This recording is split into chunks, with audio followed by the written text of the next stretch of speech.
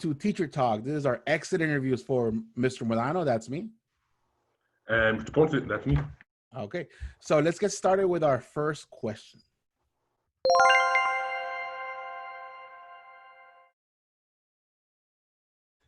All right, describe the major instructional challenges. So we faced over the years a couple of things as new teachers. Personally, I always struggle to get the kids focused. Math has always been like a topic that kids really want to run away from, and they'll do anything to distract the teacher, even have the teacher talk about their personal life, throwing little hints at us. But one thing that I've learned, it was by talking to other teachers, other colleagues, is if you have an engaging curriculum, students will more than likely lean on to the curriculum, actually do the work. And not doesn't have to be just the curriculum. It's just one engaging activity in that lesson will motivate the kids to keep going and just focus on the lesson. What do you think, Mr. Ponce? You know what? I agree with you on that one. I feel like if our lesson is entertaining and engaging enough for the kids, I feel like the kids should have no problem, buying in or at least paying attention for the 30 minutes that, or however long, the lesson actually is. I think when we first started teaching, or me personally, I struggled with that as well. Getting the kids, actively engaged day in and day out. That kind of proved, like you said, to be an issue. I don't teach math. I do the whole business technology aspect of it. But even in there, because being an elective teacher, sometimes the kids have the attitude of, oh, this class doesn't matter, it's an elective, or I don't have to pay attention because it's an elective. So that's kind of the battle that I kind of dealt with. But like you said, after talking to some of our colleagues, I'm learning that the more we're able to engage them and capture their attention, the more they will buy in, and the more they'll be responsive to what you're talking about. They want to participate in discussions. So yeah, I'd say I'd have to completely agree with you, Mr. Morano here. I think engaging the kids and I just having, like you said, one activity that they can really, really buy into and participate. And I think that's really going to get their attention every time. And one thing I did want to talk to you specifically, Mr. Ponce, is the fact that your class is actually pretty unique because you have the kids only for one semester sometimes. And one thing that I struggled with was classroom management because I have them for a whole year. And you know how kids really want to strip you down, as in want to break that armor of strictness. And how would you handle it besides a teacher who would have them year round? See, so for my IPT classes, the way they work is I have them for one semester at a time. And then second semester, I rotate classes with another elective teacher, whether it be health or whether it be music appreciation. And again, it proves to be challenging because, like you said, you spend your first 2 weeks of school, sometimes even three, trying to establish yourself, as a teacher, as the adult, trying to establish your classroom rules, your expectations, your daily, day in, day out routines. So I feel like once I established myself there, in a matter of 16 weeks, I have to do it all over again. So it's challenging in the aspect that I don't share that year-long bond with them. I don't see their progress from day one of the school year to day graduation day or the last day of school. I don't see that. But the biggest challenge there is, again, at semester where you guys come in refreshed, trying to talk about what you guys left off talking about semester one. I have to focus on establishing myself as the adult, establishing myself as a rule setter or as a mediator. um so it's challenging, man, because what you guys do in the first 2 weeks of school, I do it there, and I do it at the start of the semester all over again. So and it's at the start of the school year, and that's when the kids really test the boundaries. They want to know how much they can get away with from certain teachers. So I deal with that twice in a year. So it's pretty challenging, sir. So does it take away instructional time then? It has simply because I have to establish myself again. Yeah. I have to let them know what's allowed, what's not allowed.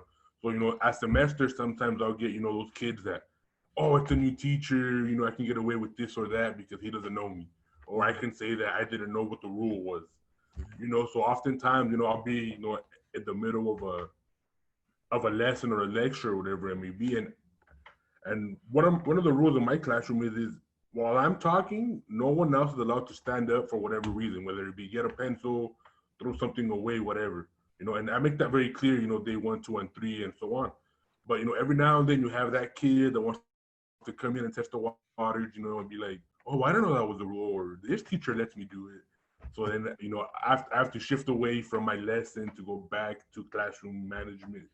And so, yeah, it has proven itself to be a distraction sometimes, but it's something that we get as teachers we have to adapt to, and kind of keep the ball moving. Something you mentioned right now was, it was interesting. You said you swap with teachers. Hmm. So the kids you get, are they the same exact kids that another teacher had? So these kids already know each other, and they're gonna go against the teacher. So to give you an example, Mr. Madano, it would be like if first semester, I have 15 kids in my first period class, and let's say you had 20 kids in your first period class. Um, by the time second semester rolls around, my first period, all 15 kids go to you now, and your 20 kids from first period come to me now.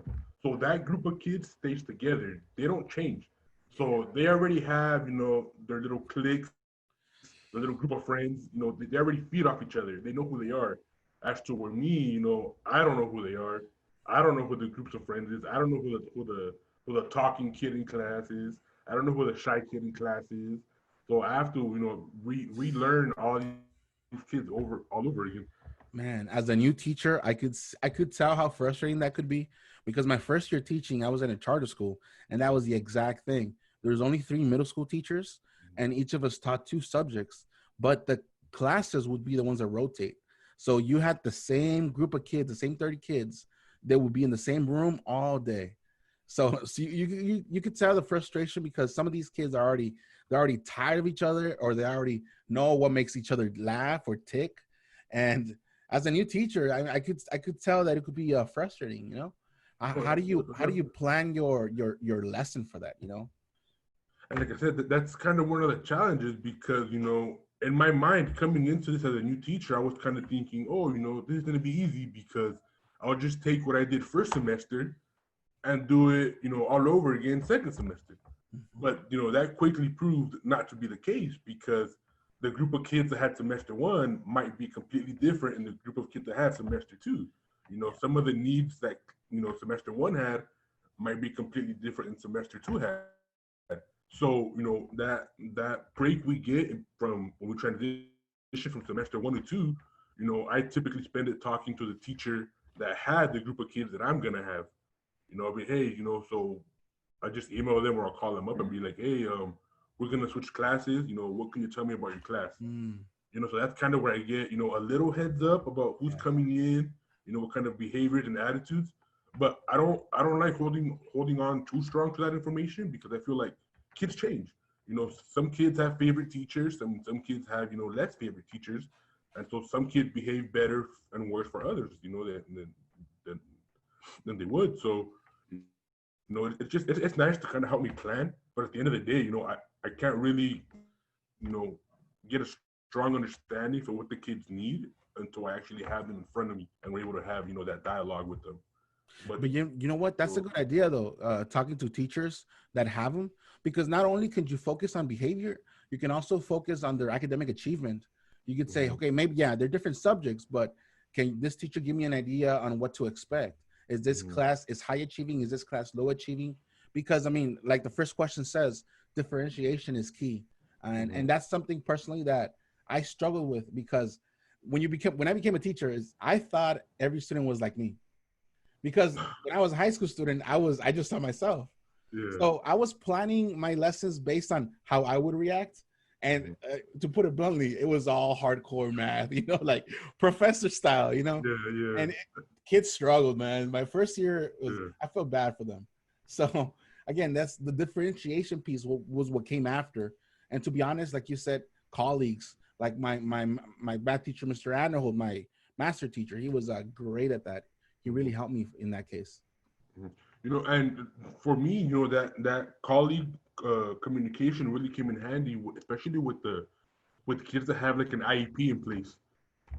So I would talk to that teacher, and they would kind of give me a heads up. Hey, well, students X, Y, and Z have an IEP in place. The IEP, reads this. So we would kind of briefly look at it together, and then I would ask them, okay, well, phase one of the IEP says this. How do you approach this?